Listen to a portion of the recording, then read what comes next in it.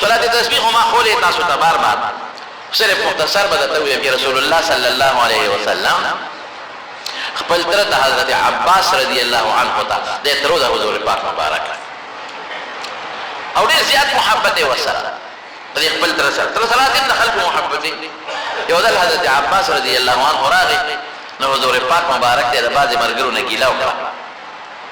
وی د الله رسول وی خلک زمونږ هغسې خیال نه ساتي بعضې وخت د انسان په زړه کې چې خیال نه ګیله پیدا شي نو رسول الله مبارک په منبر باندې کېناسته او خلکو ته اعلان وکړ وی خلکه وی تاسو ته پته ده چې تره د پلار په ځای عمو رجل سن و ابیه د سړي تره پلار په ځای باندې چا چې زما تره خوشحاله کړ دی خوشحاله کړ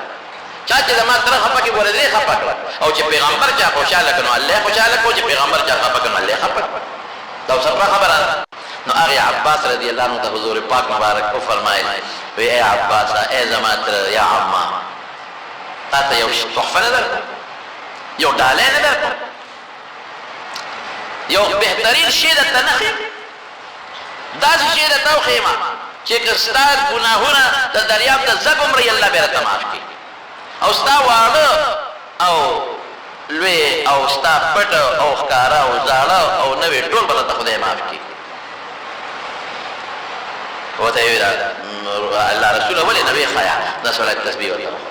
نو بیا ورته حضور پاک مبارک فرمایل وی که روزانه کولی شي نو روزانه که روزانه نشي کولی هفته کې یو ځل که هفته کې یو ځل نشي کولی میاشت کې یو ځل که میاشت کې نشي کولی نو کال کې یو ځل او که کال کې نشي کولی په عمر کې په یو ځل نو زمونږ رمضان کې تخصیص نشته په حدیثو کې خو مونږ رمضان کې خلکو ته ځکه ښایو چې په رمضان کې د صلات تسبیح وکړو دا بری ثواب شو لکه د رمضان نه بغیر چې او یا کرته کړي دا ګورې په صحیح حدیث ثابت دی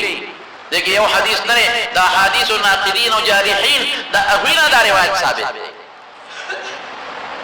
چې دی روایت کمزور دي نو بعض خلک په غیر دونه کوي نه نه نه مضبوط روایت دی په ډیرو سندونو باندې دا منقول دی رسول الله صلی الله علیه وسلم او تعامل د امت په هغه وخت نو پورې شروع دوه طریقې دي ترمذی شریف کې یو طریقه وایي هغه دا ده چې سړی دا هغه طریقه لکه مشکله ده د عبد الله ابن مبارک کې کومه طریقه ده هغه مون خلکو ته خایو خبره کوي هغه یو پټی لګو تاسو ته کنه نشي دا ساته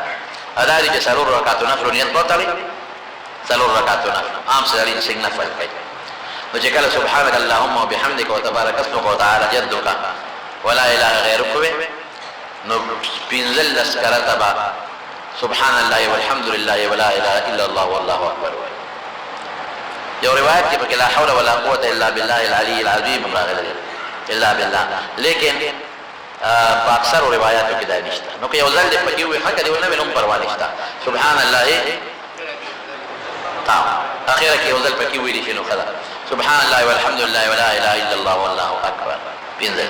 بیا اعوذ بالله وبسم الله قرات نه مخکې بیا به قرات وي نو د رکوع د تلو نه مخکې به لس قرات وي سوچ ولا پینځل لس اولاد پینځش نو بیا چې رکوع ته لاړ شي لس وي کله رکوع تسبیحات د مخکې وي بهتره ده سره کله قوم نه د رکوع تسبیحات د لارې په حسابي خو خیر د رکوع تسبیحات د مخکې وایا نو نزل به وي سوچ پینځل نو چې د رکوع نه پاسه او سمع الله لمن حمده او ربنا لك الحمد نو بیا به لس وي فولا سوچ پینځه سال نو بیا په پړومبه سجده کې پینځل لسوي نو پینځه پنځه شو نو چې دوالو سجدو په میانس کې کېږي لس کرته لس یو سجده کې لس دوالو سجدو میانس کې لس نو پینځه شپېته شو نو په دویمه سجده کې لس نو سوچو پینځه وي نو چې بیا څنګه پاسې دویم رکعت نو په اول کې به پینځل لس کرته وي بیا به بسم الله وي خپل قرات شروع کې به عمر دغه طریقه نو دا په څلورو رکعاتو کې درې سوه پوره کېږي حضور پاک مبارک ورته په خپله فرمایلو چې درې سوه ووایي او که دې کې سړی خطا چې سجده سهو وکړي نو هغې کې به نه وایي او که یو ځای کې سړي نه هیر شي لکه رکوع کې د نه هیر شو نو ورپسې چې بل ځای هغې کې شل ووایي ټیک شو خبره که اول کې هیر شو د رکوع نه مخکې لس دي نو پنځلس او لس پنځدېرش پکې ووایي او شمېرې به یې پس نو بعضې خلکو لاس کې تسبیح ته ضرورت نشته چې لاس ته تړلي خو د ګوتې له زور ورکوه که یو ګوتې له زور ورکوه او چې په ولاړه باندې د رکوع نه مخکې به دا لاسونه دي کونډو سره وجنګوه دي زنګونونو سره نو یو ګوتې له زور ورکوه په سجده پروت دی نو دا ګوتې په لاس ګوتې په ځمکه پردي دي یو ګوتې له زور ورکوه د اسانه طریقه ده نو صلات تسبیح ورته ویم دې ته چې تسبیحات دي پکې ښه نو دا به خیر ان شاء الله په کوم وخت کې نفل کېږي هغه ټیم یې کوي سهار مانځه نه پس او مازدیګر مانځه نه پس یې مه کوئ او نور خطون ور پرېوتو د زوال وخت کې مه کوئ او باقي هر ټیم کولی شئ او زنانو ته دا بیان کې ښه کوئ به ان شاء الله یو بله طریقه هم د حدیث کې